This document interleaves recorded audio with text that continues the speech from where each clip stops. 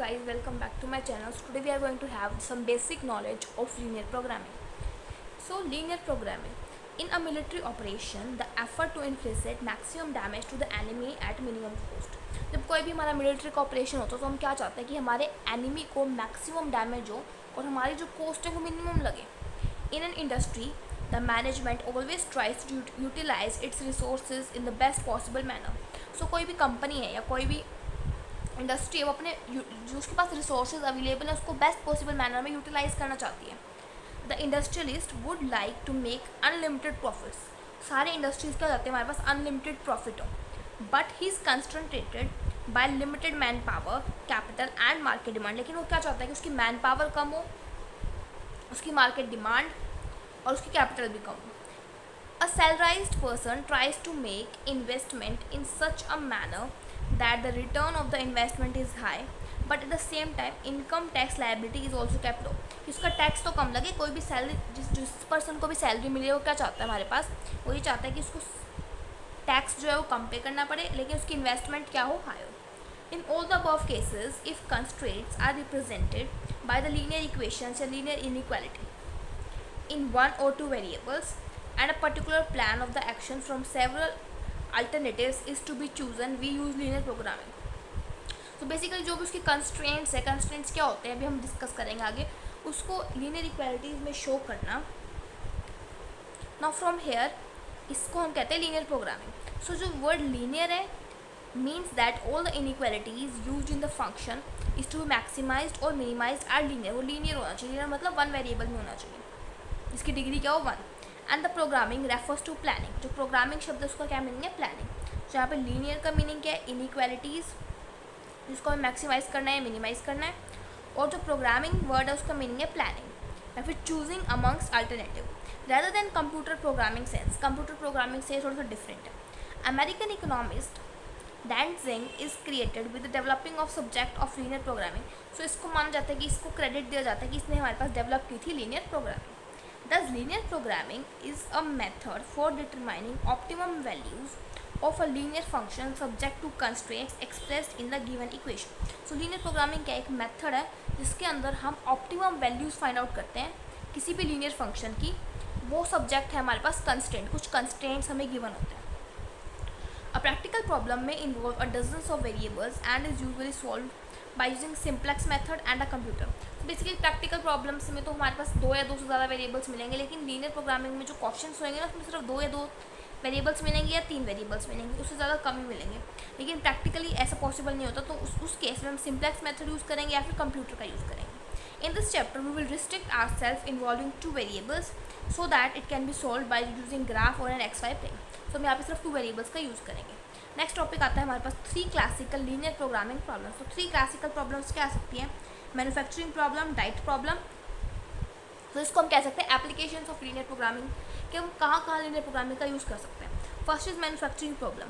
When a firm has the choice of manufacturing a mix of different products and each product require a fixed man power, machine hours, labour hours per unit product, war house space per unit of the output, etc.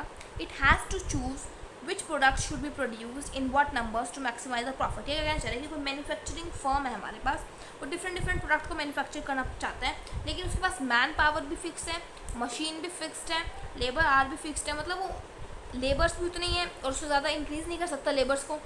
तो उस case में वो अपना profit कैसे maximise करे, ये भी हम LPP की हेल्प से सॉल्व कर सकते हैं. Next is diet problem.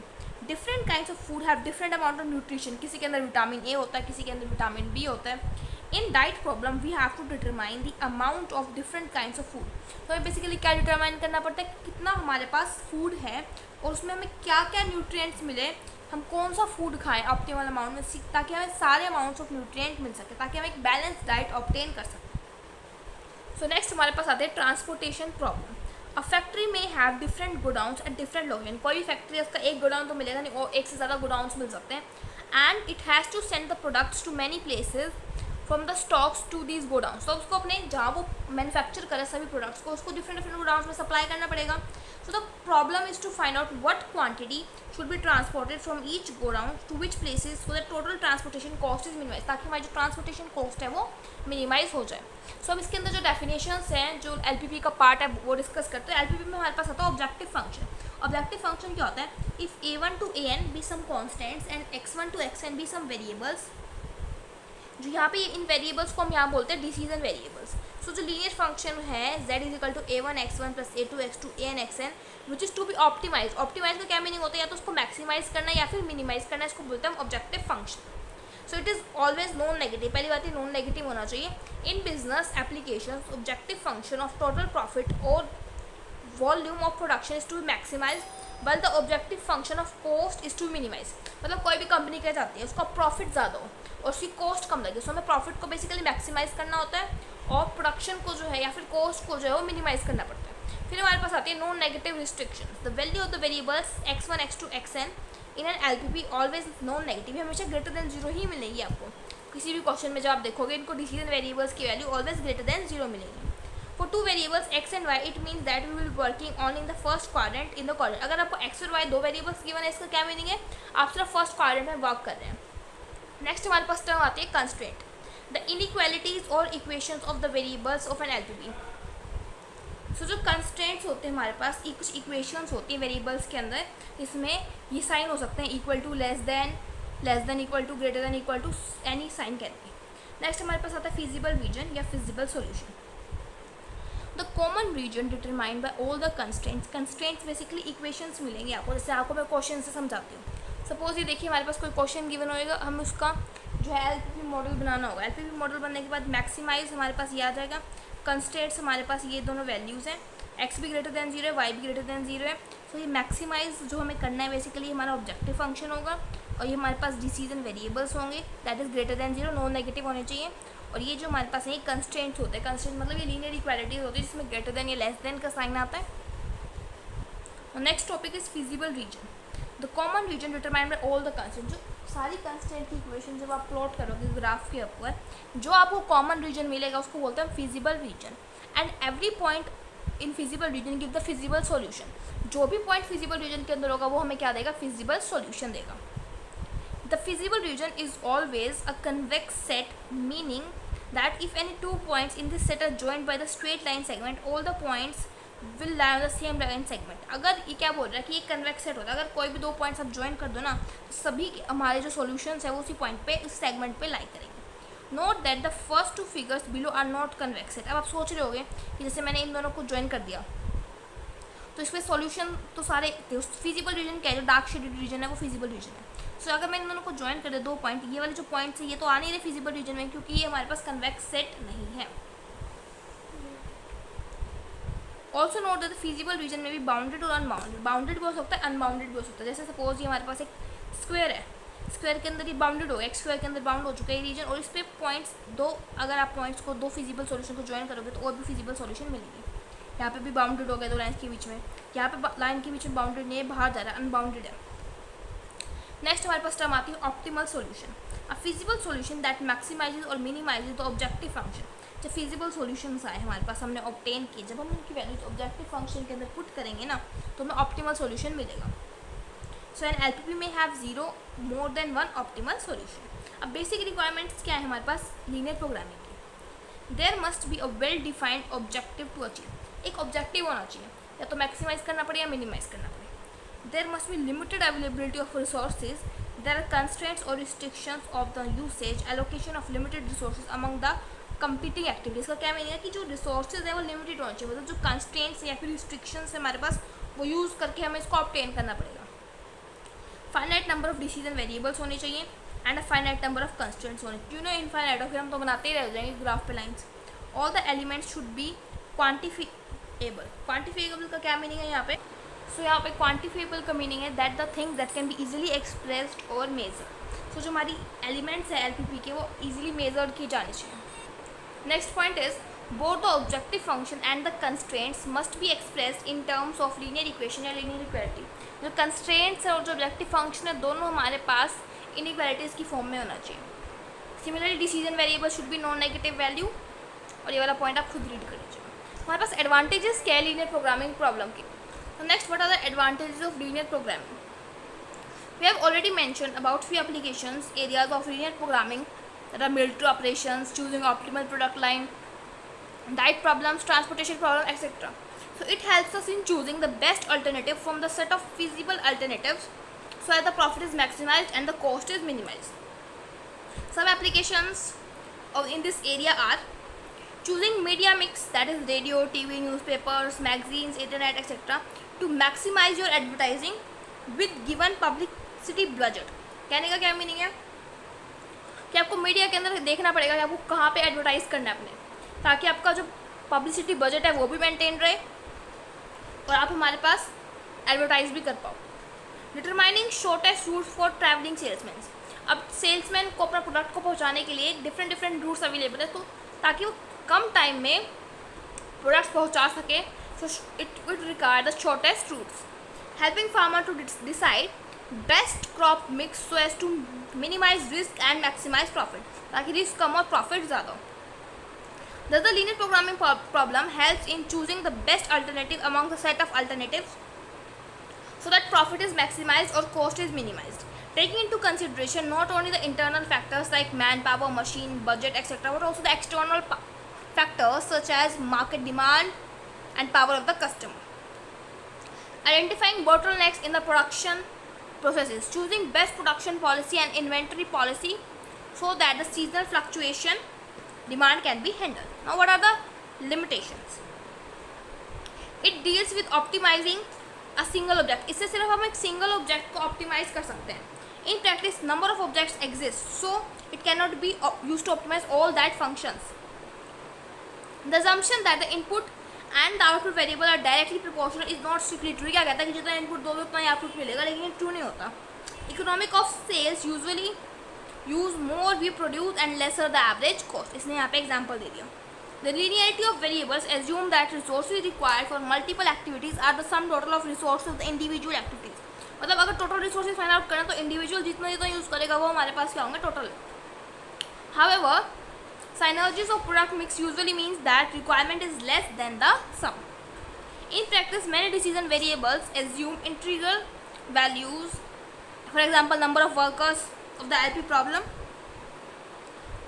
deals with the variables having continuous variable। लेकिन जो LP problem है वो हमारे पास continuous variable से डील करती है, मतलब जैसे हम जिसमें constraints होते हैं हमारे पास, उसके अंदर आप फ्रैक्शनल वैल्यू भी पुट कर सकते हो। अब फॉर्मुलेशन क्या है हमारे पास, इसके अंदर 3 स्टेप्स होते हैं।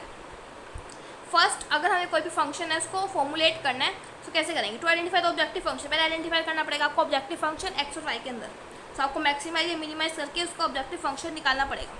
फिर हमें कंस्ट्रेंट फाइंड आउट करेंगे, that is a I1x plus b I1y less than या ग्रेटर देन का साइन जो भी साइन है, और आई की वैल्यू 1 to n है, और नो नेगेटिव रिस्ट्रिक्शन तो ऑलवेज ट्रू होती है। फिर हम फिजिबल रीजन फाइंड आउट करेंगे और वो हम बाद में ग्राफिकल मेथड भी स्टडी करेंगे।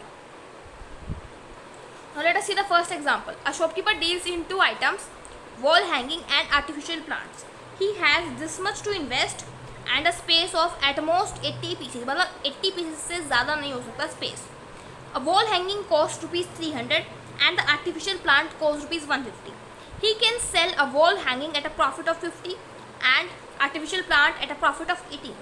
Assuming that he can sell all the items that he buys, formulate an LPP problem in order to maximize the profit.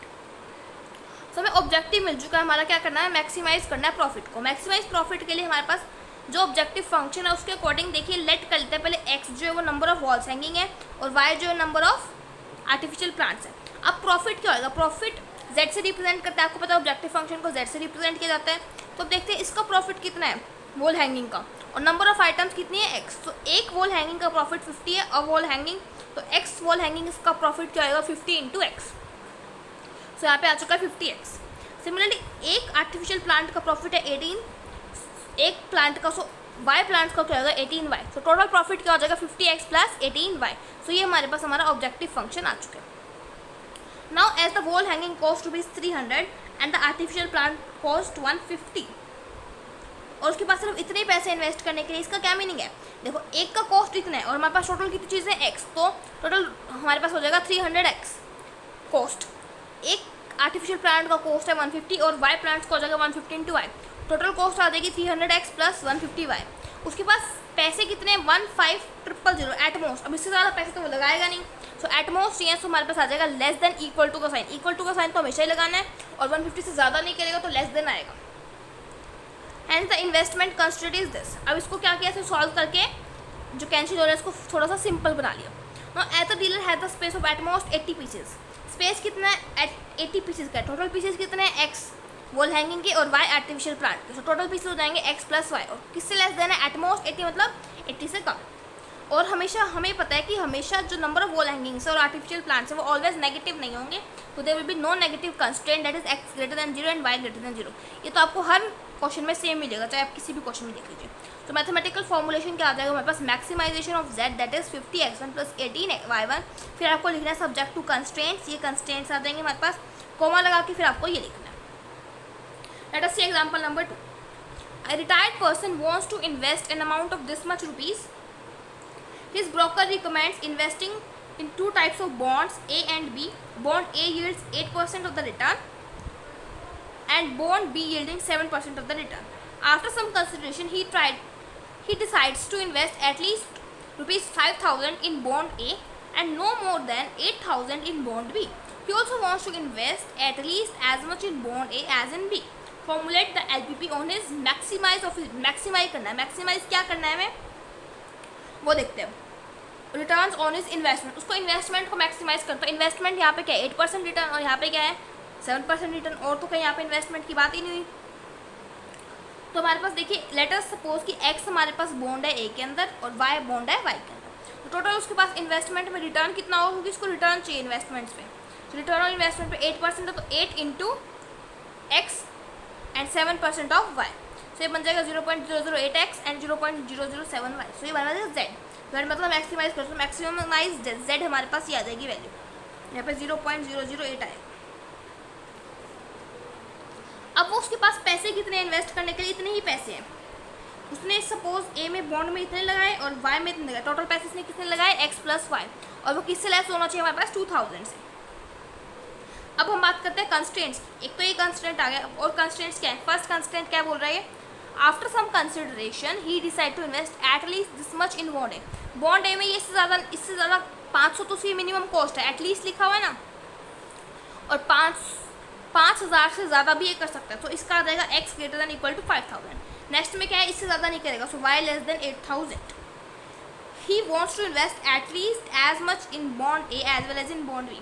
तो कम से कम एटलीस्ट किस में करना चाहता है, बॉन्ड ए में।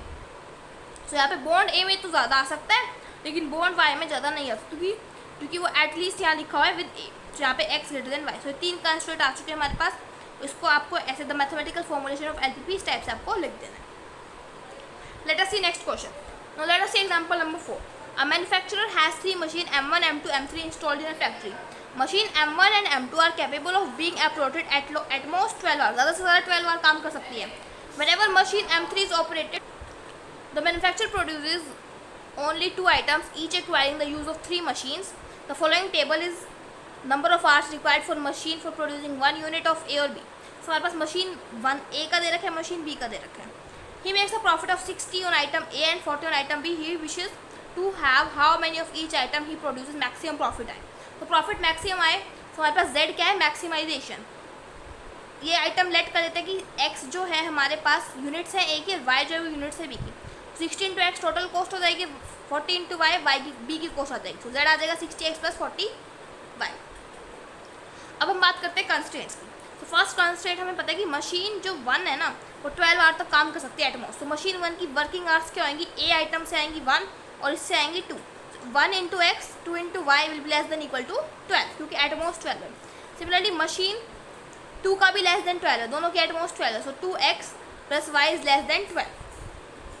मशीन M3 का आ जाएगा x plus 5/4y is greater than equal to, क्योंकि यहाँ पे दे रखे एटलीस्ट 5 आवर्स, 5 आवर्स से ज़्यादा भी काम कर सकती है। और नॉन नेगेटिव कंडीशन तो कंस्टेंट तो हर क्वेश्चन में आता है। सो बाय दिस आपको ये क्वेश्चन सॉल्व करने हैं।